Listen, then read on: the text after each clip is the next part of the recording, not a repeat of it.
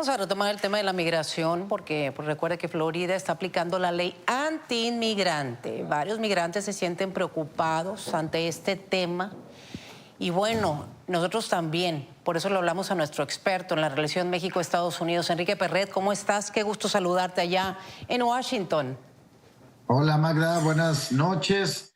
Pues sí, esta ley es denominada SB 1718, Magda, y se presenta por el gobernador Ron DeSantis de Florida desde febrero, luego se aprueba en mayo y bueno, entra en vigencia pues ahora el 1 de julio.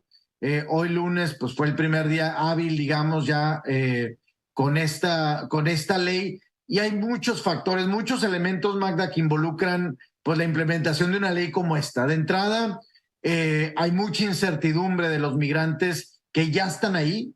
Obviamente es una ley que va contra los migrantes indocumentados y crea mucha incertidumbre. Hay muchos temas de desconcierto. La gente, pues muchos de ellos están dejando de ir a trabajar.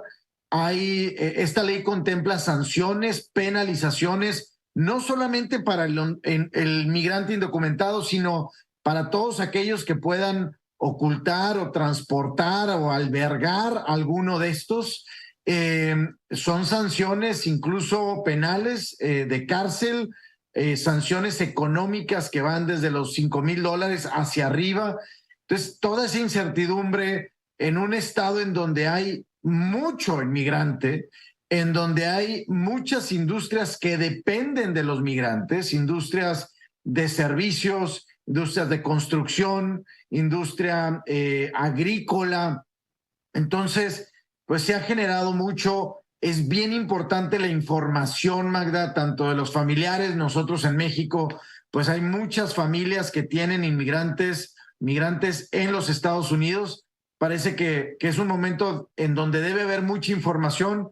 Los consulados, tanto mexicanos como pues otros de otras partes del mundo, han estado informando constantemente los derechos a los que un inmigrante, en caso de ser detenido, el derecho que tiene a llamar a su consulado, a llamar a un abogado, evidentemente el no compartir cierta información que le puede ser, pues que le puede causar un daño permanente, como temas de cuentas de bancos, etcétera. Entonces, bueno, hay muchos temas. Obviamente, Magda, el tema más complejo y que habríamos que reflexionar y entender es la posición del propio gobernador, del propio gabinete. Esto, como decíamos, se presenta en febrero, obviamente en una campaña del gobernador republicano, siempre a la par de que se habla de este tema de migración, se habla de una estrategia fallida de Joe Biden o de la administración de Joe Biden. Entonces eso nos dice mucho de la estrategia política que hay detrás del gobernador DeSantis y de su equipo, pues tanto equipo de campaña como equipo del propio gobierno.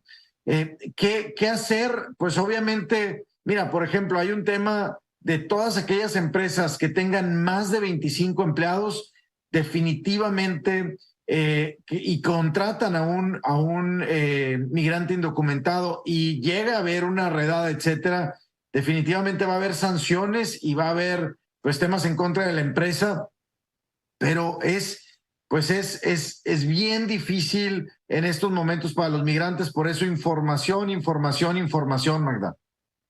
Y no olvidemos que obviamente hay un proceso ya próximo a las elecciones en Estados Unidos. Pareciera que DeSantis lo que quiere es por lo menos evitar que haya mayor migración en Florida. Y pues no entendemos todavía todo esto, lo vamos a ir descifrando contigo, Enrique, porque una cosa es endurecer la posibilidad de seguir migrando, pero criminalizar la migración ya es otra cosa sin sentido.